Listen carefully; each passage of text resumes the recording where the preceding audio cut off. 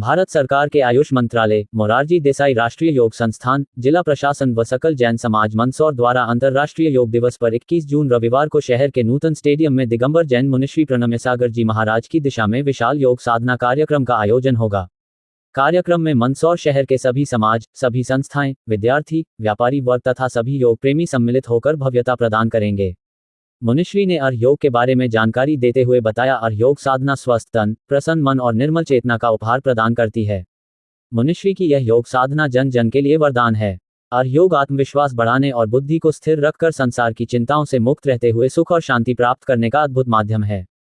मुनिश्री के सानिध्य में अर्घ योग के विशाल और भव्य आयोजन लाल किला दिल्ली, ताजमहल आगरा, सवाई मानसिंह स्टेडियम जयपुर, खजुराहो, झांसी, फतेहपुर सीकरी, कुतुब मीनार दिल्ली आदि अनेक स्थानों पर हो चुके हैं, जहां हजारों की संख्या में योग साधकों ने एक साथ अर्घ योग की साधना कर जीवन में नई चेतना का संचार किया।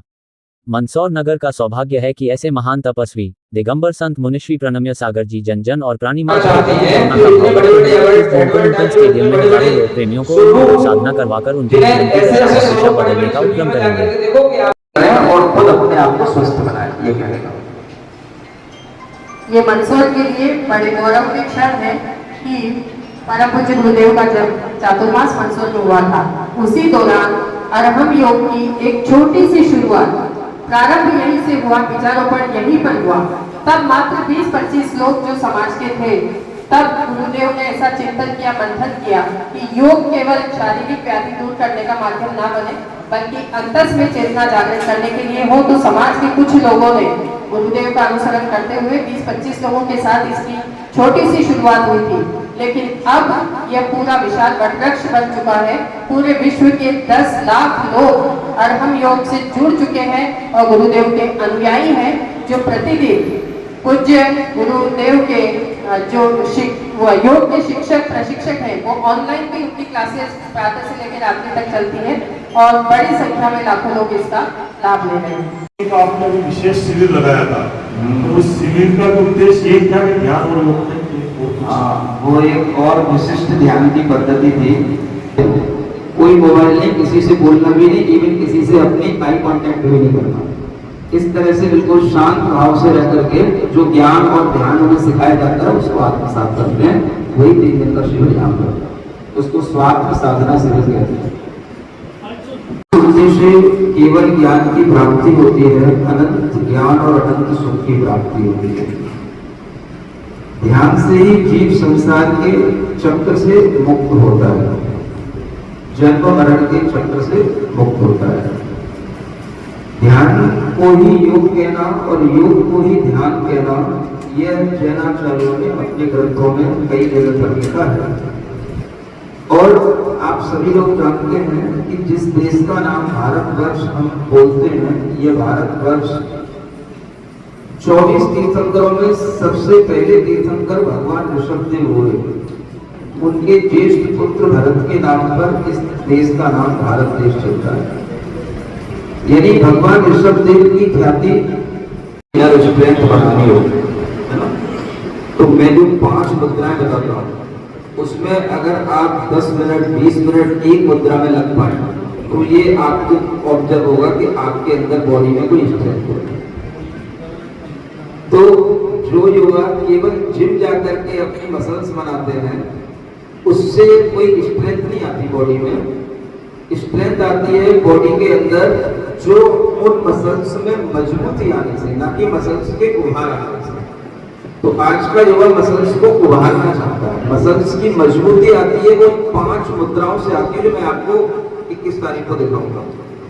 जो आजकल युवाओं में फैल रहा है, मैं आपसे कहता हूं, अगर आप केवल 5 मिनट आंख बंद करके ओम अरहम नमः का केवल बस नाद करें, आपके दिमाग में जितनी भी कुछ भी तरह की चिंताएं भय चल रहे होंगे, वो एकदम से आपको अपने अंदर से डिस्टेंस दिखाई देगी कि हम इन चिंताओं से दूर हो चुके। और इसके कोई भी उदाहरण आप दूसरों को क्या बनाए, आप अगर 5 मिनट यहीं पर करके देखेंगे तो आप सब कुछ भूल जाएंगे 5 मिनट। तो दशक बीत गए, कुछ हुआ नहीं हो सकता, क्योंकि वो चीज अंदर से इसी कारण से नहीं हो सकती। इतना बड़ा रेवेन्यू इस चीज से जनरेट होता है कि आप चाह कर के भी बस ज्यादा हो थोड़ा सा गौ माता के लिए कुछ कर लो, उसका आंदोलन कर लो, उससे जो है लोगों के लिए राहत दे देंगे, लेकिन मांस निर्यात जैसी चीज बंद नहीं हो सकी भारत देश के अंदर।